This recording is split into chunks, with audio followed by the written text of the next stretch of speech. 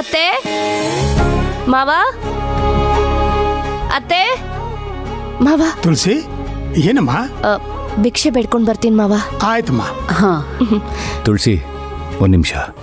ಇವತ್ತಿಗೆ ನಿಮ್ಮ ಅಣ್ಣ ಜ್ಯೋತಿ ಮನೆಗೆ ಹೋಗಿ 10 ದಿನ ಆಯಿತು. ಆದರೆ ಇವತ್ತುವರೆಗೂ ಯಾವ ಒಳ್ಳೆ ಸುದ್ದಿನೂ ಕೇಳ್ತಾನೆ ಇಲ್ಲ. 10 ದಿನದಲ್ಲಿ ಕೇಳದೇ ಇರೋ ಸುದ್ದಿ ಇವತ್ತು ಕೇಳೋ ಹಾಗಾಗತ್ತೆ ಅಂತ ನಿಂಗೆ ಅನ್ನಿಸ್ತಾ ಇದೆಯಾ? ನನಗೂ ಅದೇ ಭಯ ಆಗ್ತಿದೆ ಮಾವ. ಅಣ್ಣ 10 ದಿನದಲ್ಲಿ ಜ್ಯೋತಿ ಮನ್ಸನ್ನ ಗೆದ್ದೇ ಗೆಲ್ತೀನಿ ಅನ್ನೋ ಆತ್ಮವಿಶ್ವಾಸದಲ್ಲಿ ಹೋಗಿದ್ದ. ಇವತ್ತು 10ನೇ ದಿನ. ಒಳ್ಳೇದಾಗತ್ತೆ ಅಂತ ಮನ್ಸು ಹೇಳ್ತಾ ಇದೆ. ಆದ್ರೆ ಇನ್ನೊಂದ್ ಕಡೆ ಏನಾಗುತ್ತೋ ಏನೋ ಅನ್ನೋ ಭಯಕ್ಕೆ ಎದೆ ಬಡ್ತ ಜೋರಾಗ್ತಿದೆ.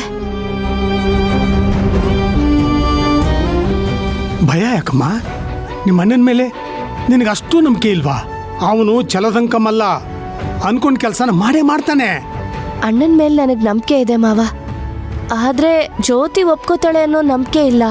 ನನಗೆ ಆ ಜ್ಯೋತಿ ಯಾವಾಗ ನಮ್ಮ ಭಾವದಿಂದ ದೂರ ಆದ್ಲೋ ಆಗ್ಲಿಂದ ಅವಳು ಕಂಡ್ರೆ ನಂಗೆ ಉರಿದೋಗ್ತಾ ಇತ್ತು. ಅದಕ್ಕೆ ಹೇಗಾದ್ರೂ ಮಾಡಿ ಅವ್ರನ್ನ ದೂರ ಮಾಡಿ ಸಂಧ್ಯಾ ಅವ್ರನ್ನ ಭಾವನ್ನ ಒಂದು ಮಾಡೋಣ ಅಂತ ಅನ್ಕೊಂಡೆ. ಆದ್ರೆ ಅವ್ರ ಮನ್ಸಲ್ಲಿ ಬೇರೆಯೊಬ್ರಿದ್ದಾರೆ. ಹೋಗ್ಲಿ, ಜ್ಯೋತಿನೇ ಭಾವನ ಜೀವನದಲ್ಲಿ ಮತ್ತೆ ಬರಲಿ ಅಂತ ನಿನ್ ಜೊತೆ ತಾಯಿ ಹತ್ರ ನಾನು ಬೇಡ್ಕೊಂಡೆ. ಆದ್ರೆ ಯಾಕೋ ಆ ದೇವರು ಫಲ ಕೊಡೋ ಥರ ಕಾಣ್ತಾನೆ ಇಲ್ಲ.